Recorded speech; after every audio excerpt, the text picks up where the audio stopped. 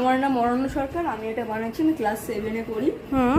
এর অ্যাডভান্স হচ্ছে যে হিউমিডিফাই হাওয়াকে করা যাবে at a very low price and a low electricity cost. এতে হচ্ছে স্মোকের বা হিউমিডিফিকেশনের মানে ডেপথ বা ডেন্সিটি বাড়ে ভোল্টেজের ওপরে।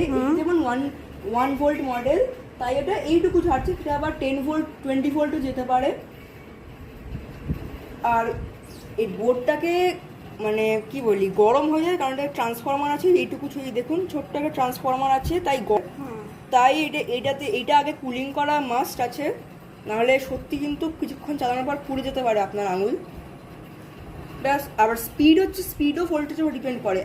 1 volt 2 volt 3 volt all the way to 20 volt যেতে পারে।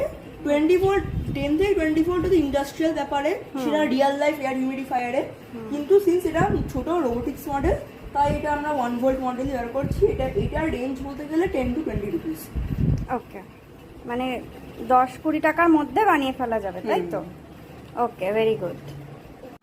আচ্ছা, এইটা একটা এয়ার হিউমিডিফায়ার। এর মধ্যে এতে একটা কম্পোনেন্ট কি একটা স্পঞ্জ আছে বা ফোম বলতে পারেন, যেটা জলটাকে টেনে নিচ্ছে।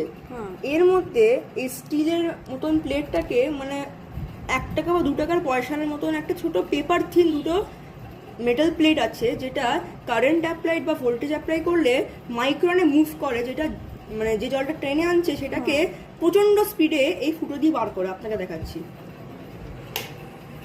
দেখুন প্লেটটা মাইক্রোনে ভাইব্রেট হচ্ছে, দেখাও যাচ্ছে না।